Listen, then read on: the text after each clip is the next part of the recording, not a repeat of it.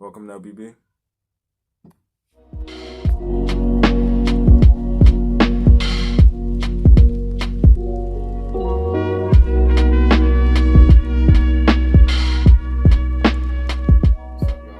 Time to reaction, and today we're going to be reacting to what Marx got wrong with Professor Jordan Peterson. Y'all enjoying his videos, and we like reacting to him, so make sure you hit the like button, subscribe, and share. We're going to keep putting your comments right here. Keep leaving likes, subscribe. We're at 5:59. No, 3:59. Shit, man, soon. Soon it'll be 5:59. Yeah, man. But yeah, we're going to react to one of his debates soon. But let's get right into this, man. Let's go. One of the things that made Marx wrong was Marx believed that capital would flow into the hands of fewer and fewer people, and that the dissociation between the rich and the poor would become more extreme as capitalism developed. And like so many things that Marx said, it's kind of true. It's kind of true in that the distribution of wealth, and in fact the distribution of anything that's produced, follows a Pareto pattern. And the Pareto pattern basically is that a small proportion of people end up with the bulk of the goods. And it isn't just money. It's anything that people produce creatively ends up in that distribution. And why is it that's so actually, dark? The economists call that the Matthew on the principle, stage. and they take that from a statement in the New Testament. And the statement is, to those who have everything, more will be given, and from those who have nothing, everything will be taken. And it's a map of the manner in which the world manifests itself, where human creative production is involved. And the map seems to indicate that as you start to produce and you're successful, the probability that you will continue to be successful or accelerate increases as you're successful.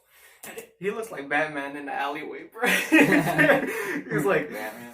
Oh, Gotham. Like, Right when Batman's parents got killed, Jordan Peterson walks out like, "This is why it happened." Jesus Christ.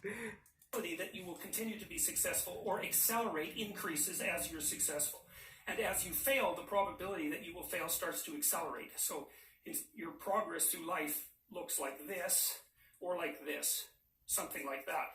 And the reason that Marx was right was because he noted that as a feature of the capitalist system. The reason that he was wrong is that it's not a feature that's specific to a capitalist system. It's a feature that's general to all systems of creative production that are known. And so it's like a natural law, and it's enough of a natural law, by the way, that the distribution of wealth can be modeled by physical models using the same equations that govern the distribution of gas molecules in a vacuum. So it's a really profound, it's a fundamentally profound observation about the world, the way the world lays itself out.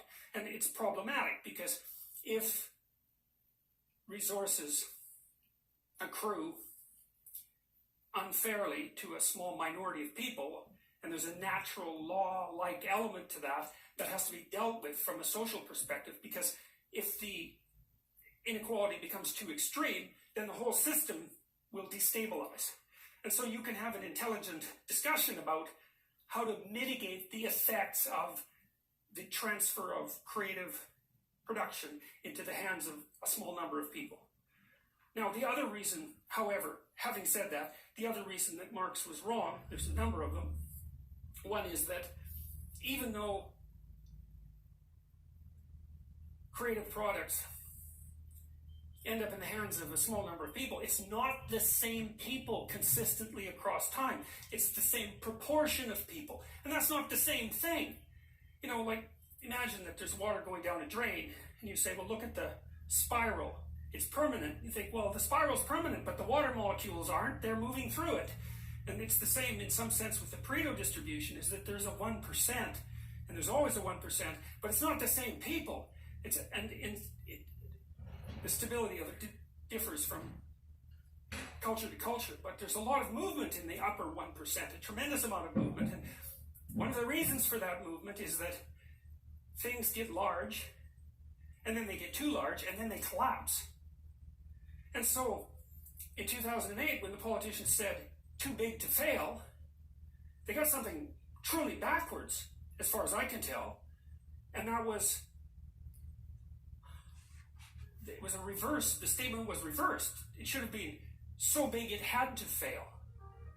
And he's talking about the banks. You don't know what he's talking about. Yeah. Oh, that's real. Especially, you can't have everything equal when there's people that are willing to work harder than other people. I know. It's always been like that. We're not hunter-gatherers anymore. Once we started producing agricultural things, you notice that the people who had the best seeds or the best ways of producing food, they lived on the hills. And the people who weren't necessarily capable of doing such things, they lived at the bottom. That's just apparent anywhere in human society. Look at that. Yeah, look at the pharaohs. Look at ancient Kush. Look at any empire ever. It's just the way it works. All right, if y'all like the video, man, go ahead and leave some info in the comments. Keep liking. On the road to 400, we're gonna get there soon. Stay tuned for more videos, man. Peace.